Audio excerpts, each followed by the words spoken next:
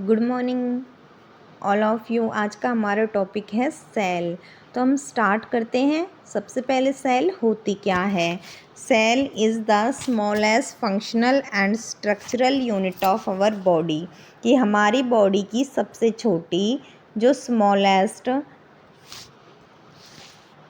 Functional and structural unit जो होती है वो क्या कहलाती है, सेल कहलाती है। सेल क्या होती है, the smallest functional and structural unit of our body, यानी हमारे शरीर की जो सबसे छोटी क्रियात्मक इकाई और संरचनात्मक इकाई होती है उसी को हम क्या कहते हैं, सेल कहते हैं। क्या कहते हैं, सेल कहते हैं।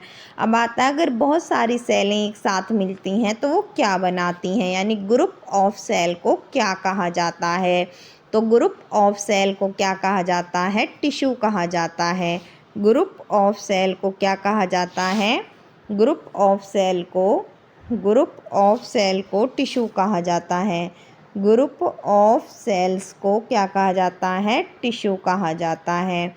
और अगर ग्रुप ऑफ टिश्यू हो, ग्रुप ऑफ टिश्यू को क्या कहा जाता है, ऑर्गन कहा जाता है। क्या कहा जाता है, ऑर्गन। ग्रुप ऑफ ऑर्गन्स को क्या कहा जाता है, ऑर्गन सिस्टम। क्या कहा जाता है, ऑर्गन सिस्टम।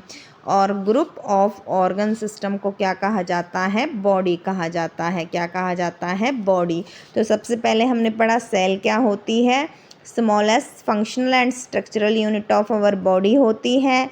फिर ग्रुप ऑफ सेल्स क्या बनाती हैं, टिश्यू बनाती हैं। ग्रुप ऑफ टिश्यूज क्या बनाते हैं, ऑर्गन बनाते हैं। ग्रुप ऑफ ऑर्गन्स क्या बनाते हैं, ऑर्गन सिस्टम बनाते हैं। और ग्रुप ऑफ ऑर्गन सिस्टम क्या बनाते हैं, बॉडी बनाते हैं। अब नेक्स्ट हमारा क्वेश्चन आता है कि जो हमारी सेल हैं वो किसने डिस्कवर किया, सेल को सबसे पहले सेल की डिस्कवरी किसने की। तो इसका आंसर है कि जो सेल की डिस्कवरी है वो सबसे पहले किसने की थी, रॉबर्ट हुक ने की थी। किसने की थी, रॉबर्ट हुक ने। कब की थी, 1665 में। कब की थी, 1665 में। 1665 में किसने की थी, रॉबर्ट हुक ने। किसने की थी, रॉबर्ट हुक ने। तो सेल की डिस्कवरी 1665 में किसने की थी, रॉबर्ट हुक ने की थी।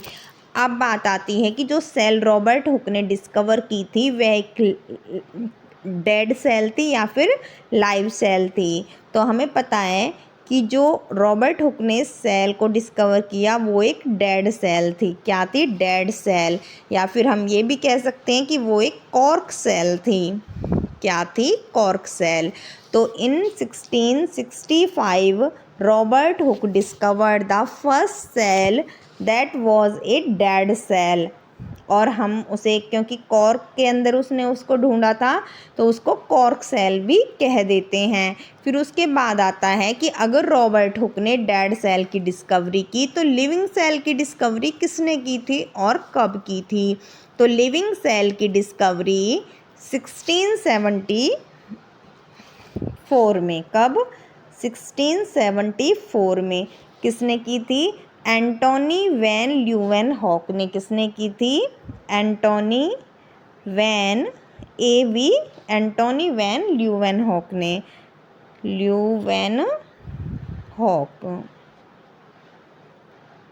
ल्यूवेनहॉक ने।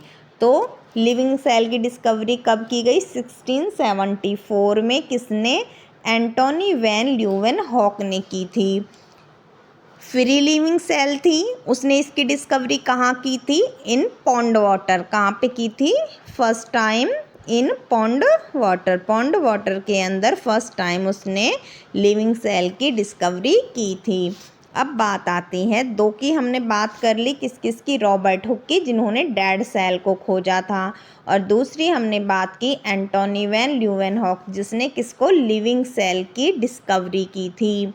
कब, 1674 में। पहली ढूंढी थी 1665 में और दूसरी 9 साल बाद 1674 में। उसके बाद आता है एक और नाम जो है किसका, रॉबर्ट ब्राउन का। कौन है, रॉबर्ट ब्राउन। बहुत इंपॉर्टेंट नाम है रॉबर्ट ब्राउन का। तो रॉबर्ट ब्राउन ने किसकी डिस्कवरी की और कब की?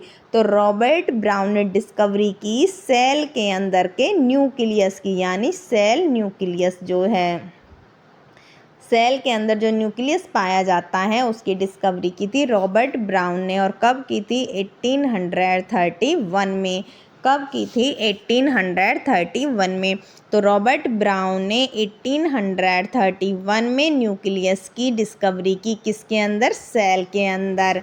फिर उसके बाद बात आती है कि हमने अब सेल के बारे में पढ़ा, अब हम पढ़ेंगे कि जो सेल हैं वो साइज जो सेल का होता है वो कितना होता है।